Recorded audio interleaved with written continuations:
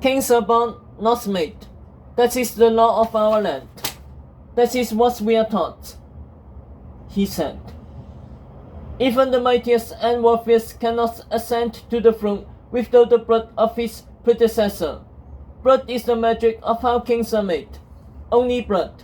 It is why my wife and I stand before this world. Each of us claims the blood of my father. My father, who created this tournament to find his sire. Tejas paused. And yet, why make 3 tests?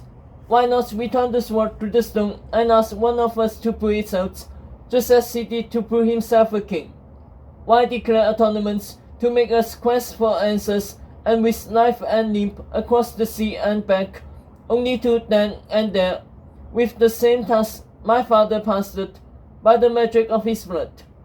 Maybe because he learned that blood wasn't enough to make him a king.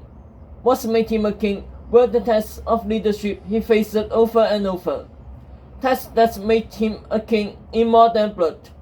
Tests of humility, forgiveness, sacrifice, love. The real tests. Once I failed it my first as a king, because I, too, believed in the magic of blood. That is made me king. Even if I didn't feel like king, I know how to act like one. I ruled with fear in my heart. Fear that I wasn't worthy of my blood. Fear that I wasn't good enough. I shrank from challenges, worried for myself instead of my people, desperate to protect a throne I didn't think I deserved. Guilt, shame, doubt. These were my guys. It is no wonder a usurper came to rob that throne. I conjured the snake into existence. Yet it was this snake who gave me a second chance to pass the test I'd failed. That's why my father left 3 tests, to let me prove the humility, love, and courage I once lacked. But there is more at stake than a crown. One of us fights to protect the stolen. The other seeks to destroy it and replace it with himself. Man versus pen. Yet, without the pen, we are lost. For it is the stolen who truly knows our fate and gives each of us the chance to fulfill it. It is why man cannot rule this woods alone. It is why the one true king must never replace the stolen. Because man doesn't have the courage to face his own worst fears, to rise to his greatest self, not without the help of fate. Fate and free will must work together. Man and pen in perfect balance. We are all objects of our fate, but our will decides whether we overcome the challenges fate brings us. The story only begins our tale. We must end it. And my end is to grow beyond my failings and become more than my blood.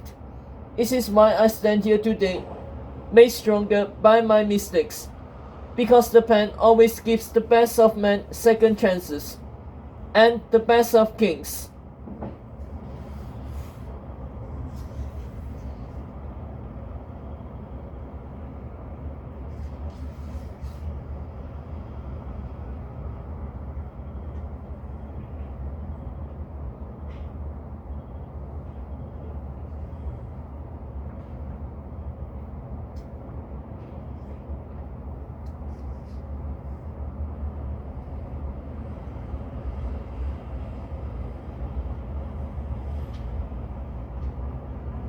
He stood taller, speaking as full thunder.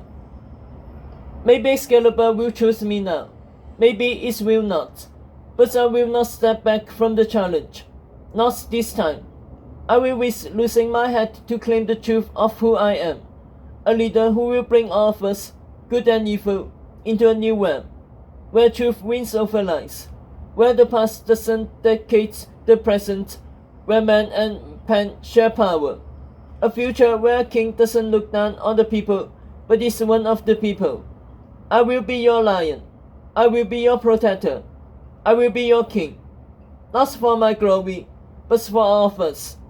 All of us, even the snakes. Which is why my father made this the 3rd test.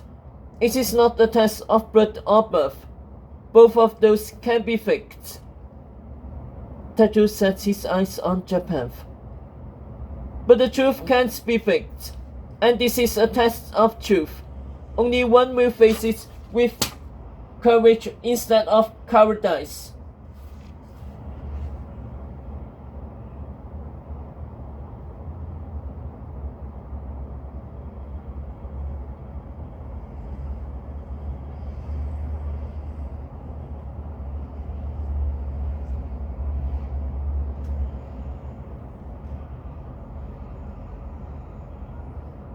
The Fastwood House was still. Leaders and students captive to the Princess was. Through an upstairs window, Agatha could see the mob of citizens outside, mesmerized to silence, having listened to Tetsu's voice boom from the blue open house.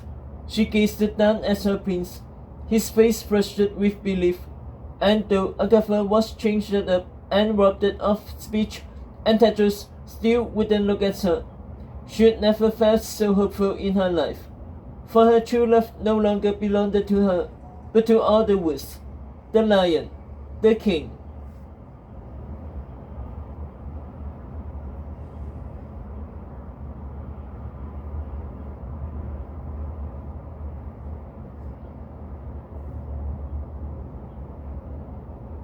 Japheth broke the silence with a chuckle. Agatha's stomach sank as the snake raised its slitted eyes to his rifle. Are you calling me a coward? Japheth asked. Tetsu stared back. I'm calling you a liar and a coward.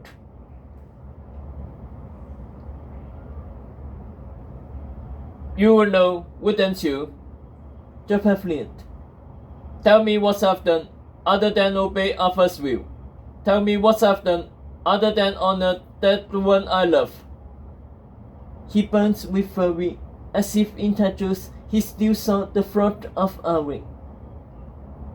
You have your truth and I have mine. The people believe me. Death burns their wings for me. Me, the one true king. He hissed in Tetsu's face. That is the truth.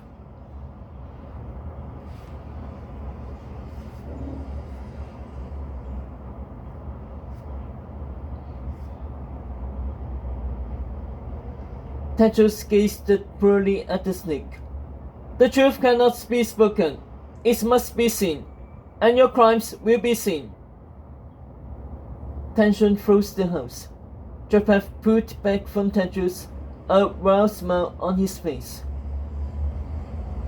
And if they are not soothsayer, he baited. If I have the blood of the higher and the blood of the king. Tetsu hesitated, the things tight in his neck. He looked at the snake. Then I wish Excalibur take my head for as long as it is true. Japheth smiled. So it is written. He straightened his collar, touching it just long enough to make sure Tetsu's caught sight of Chadwick's blood underneath. Agatha watched Tetsu's body go stiff, his throat constrict. The snakes turned back to the sword. I see no reason for more anti-words. The test to decide king is clear. Let us draw as to who pulls Excalibur first.